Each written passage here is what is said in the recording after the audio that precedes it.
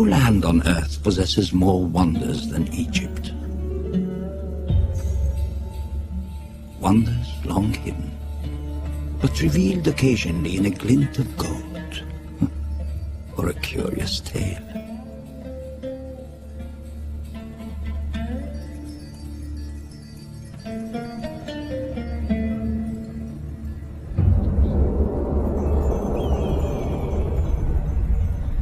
Our story begins with a death.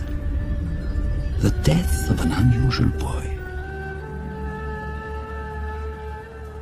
Worshipped as the son of Ra, the sun god. He was a pharaoh of Egypt 3,000 years ago.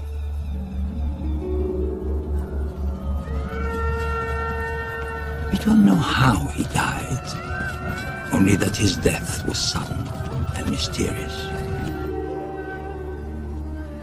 His body was preserved in the manner of other pharaohs, and priests anointed his coffin to prepare him for his final journey into the world of the dead.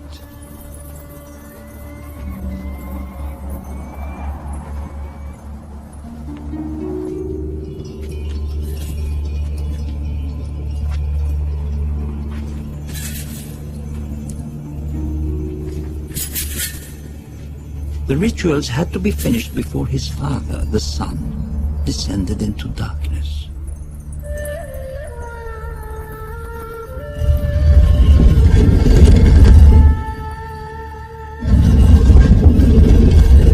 So this young pharaoh was secured in his tomb, surrounded by kingly treasures, and his seal was pressed into its entrance. From that time on, it was to be a place of peace, hidden and undisturbed throughout eternity. This young king's name was Tutankhamun.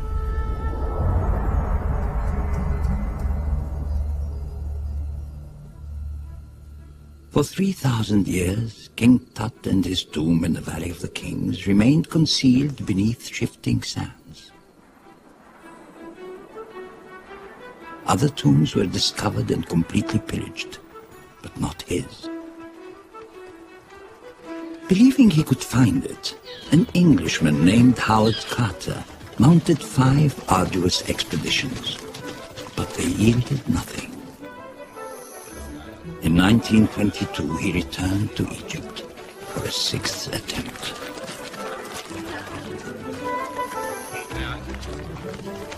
السلام عليكم. وعليكم السلام ورحمة الله وبركاته. أيوة. العصفور.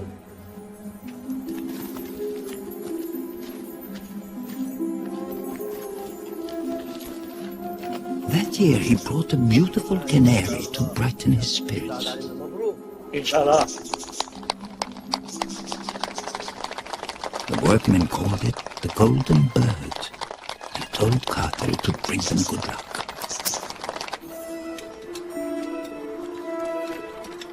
But as work began, success seemed a remote prospect, and time was running out. Carter's benefactor, Lord Carnarvon, was an English earl fascinated by Egypt, but even he was losing faith and had threatened to cut off the money. Yet Carter persisted, knowing that if found intact, the tomb would be filled with amazing artifacts that would help us peer through the shadows of time, to glimpse a world of human splendor long lost, to glimpse our very beginnings.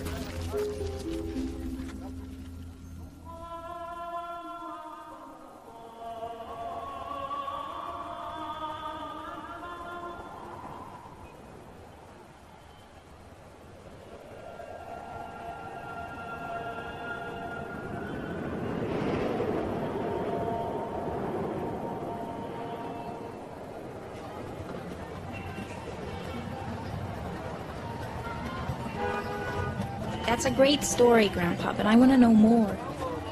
You live here, and I know you can tell me the real story. About? Well, my friends want me to ask about the curse. How anyone who entered King Tut's tomb Will have some terrible things happen to them. Yes, I know. I don't know if I believe it, but will you tell me about it? So, The pharaohs, the tombs, the monuments, the great civilization who built them you're not interested in. But the mumskas you find... Exciting.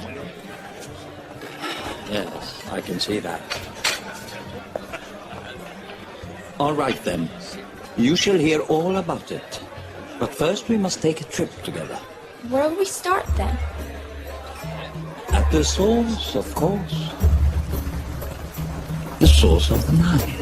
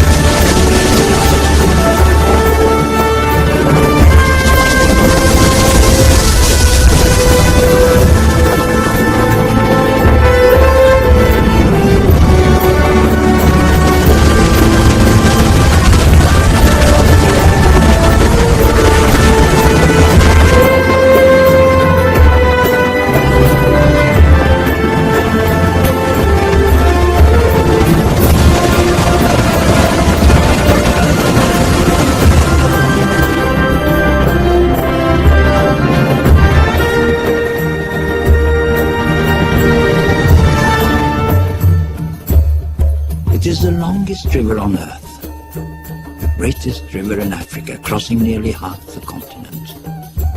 It is born of two rivers, the White Nile, which rises near Lake Victoria and heads north through Uganda, and the Blue Nile, which descends from the highlands of Ethiopia.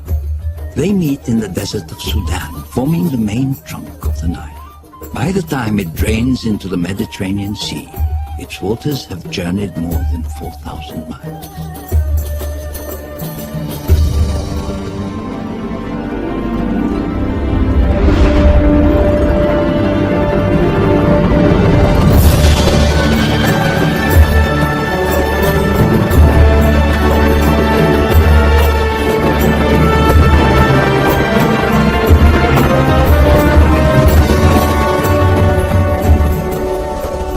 To the outside world, the source of the great river was an enduring mystery. But to the ancient Egyptians, the source was clear. The Nile flowed from the realm of the gods. But what has the Nile to do with mummies and curses? Everything. There would be no mummies, no ancient Egypt. In fact, no Egypt at all without her. You see, Egypt without the Nile is a desert, suitable for camels and scorpions, but not great civilizations. It's only here, along the floodplain of the Nile, that the desert's heat is softened and the arid sand is turned to rich farmland. Nourished and irrigated by the Nile, Egypt became the longest lived of all the great early civilizations. In ancient times, so much water raced down from the lush valleys of Central Africa that the Nile overflowed its banks in seasonal floods.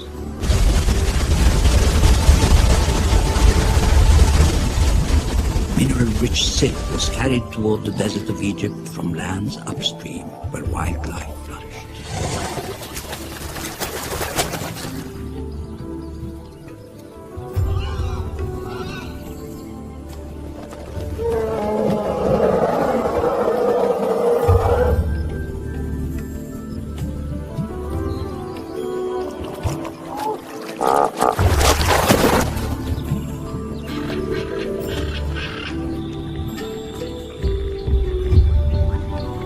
Rich land made possible a vast farming culture and a stable civilization able to turn from daily survival to works of the mind. Science, mathematics, engineering and astronomy. They studied the heavens and the seasons, gave us the 24-hour day and the 365-day calendar. Egypt, an old saying goes, was the gift of the Nile. But the Egyptians believed there was one thing even mightier than the Nile: the sun. The god they called Ra, the God who created everything. Each morning with its rising, the sun god would be born. Each night in setting, he would die. But the next morning he would rise again, never failing. He was eternal.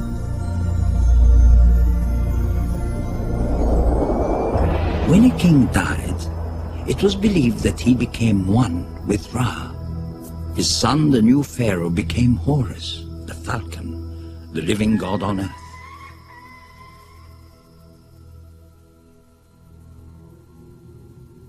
And so the Egyptians accorded their rulers absolute power, which they used to build an extraordinary empire.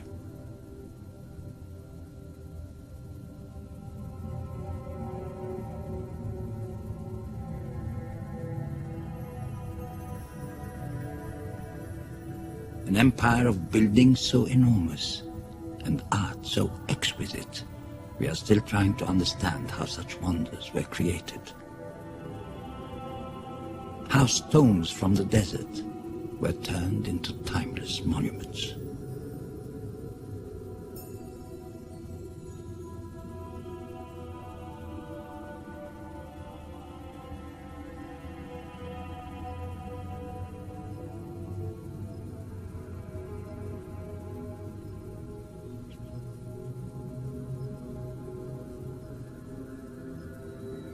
Some of the oldest buildings on Earth are here, preserved by the desert air and the skill of their creators. Some are so old that they had already stood 1,000 years when Tutankhamun was born.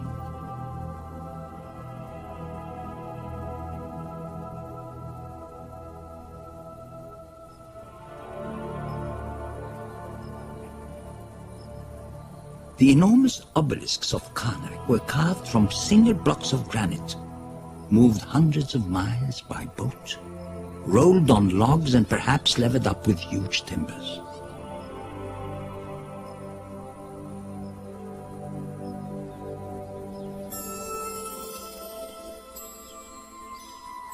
Giant statues of Ramses the Great carved at Abu Simbel are still some of the largest figures ever sculpted from solid stone. We don't know how they did it, but we do know why. To honor the pharaohs, both in life and after death. Honor the pharaohs after death? Does that have anything to do with mummies? Yes. Look at Tutankhamun, for example. When the young king died, the priests sought to create a magical new body for him.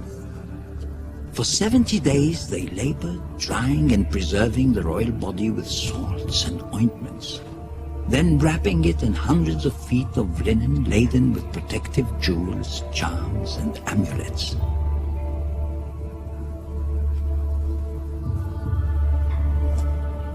And finally crowning the mummy with an exquisite golden death mask.